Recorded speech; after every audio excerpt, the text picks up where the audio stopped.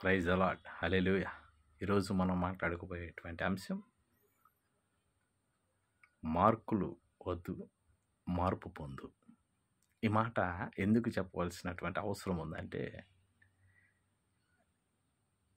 గత దినాల్లో 2020 సంవత్సరంలో కరోనా వైరస్ వ్యాప్తి చెందింది. ఇది అందరికీ మనకు తెలిసినటువంటి విషయమే. కానీ నేటి క్రైస్తవ సమాజంలో కూడా ఒక కొత్త వ్యాధి వ్యాప్తి చెందింది. ఆ వ్యాధి ఏంటి అంటే మార్కులు వేయటం.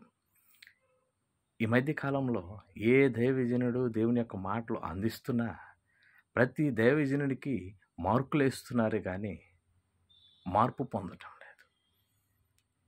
ఒకరోజు ఒక విశ్వాసి ఒక చోట కూర్చుని సిగరెట్ తాగుతూ ఒక దైవజనుడిని చూసి సిగరెట్ పడేసి ఏం తెలియనట్టుగా వచ్చినటువంటి దైవజనుడిని, అయ్యగారు వందనాలు అయ్యగారు అని పలకరించి, మీరు మొన్న వాక్యం చెప్పారు, అసలు ఏమా చెప్పారు అయ్యగారు, మీరు వాక్యం చెబుతుంటే అసలు నాతోనే మాట్లాడినట్టు ఉంది అయ్యగారు అని చెప్పని ఆ దైవజనుడితో మాట్లాడినప్పుడు ఆ దైవజనుడు అన్నాడు, నేను ఆ రోజు వాక్యం సరిగ్గా చెప్పలేదు అని చెప్పాను.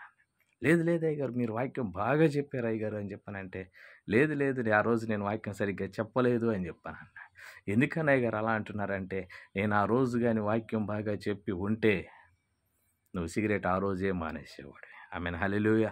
నువ్వు సిగరెట్ ఆ రోజే మానేసేవాడివి, కానీ ఇప్పుడు కూడా సిగరెట్ కాలుచ్చి అది పక్కన పడేసి వచ్చి నాతో మాట్లాడావు. అందుకని నేను వాక్యం చెప్పలేదని బాధపడుతున్నాను అనగానే ఆ విశ్వాసి సిగ్గుతో తలదించుకుని వెళ్ళిపోయాడు. ఈ మాటలు వింటున్నటువంటి ప్రియ సహోదరి సహోదరుడా, దైవజనులు మన కొరకు ఎంతో కష్టపడి అనేకమైనటువంటి దేవుని యొక్క మర్మములను మన మధ్య వాళ్ళు బోధించినప్పుడు మన హృదయం తెరవబడాలి. ప్రతి దైవజనుడు చెప్పినటువంటి మాటలను బట్టి మన హృదయంలో మార్పు చెందాలి మనం. అంతేగాని ఎవరికి మార్కులు వేయవద్దు. పలానా గారు బాగా చెప్పారు, పలానా వారు వాక్యం బాగా చెప్పారు, ఇటువంటి మార్కులు మనం వేయవద్దు.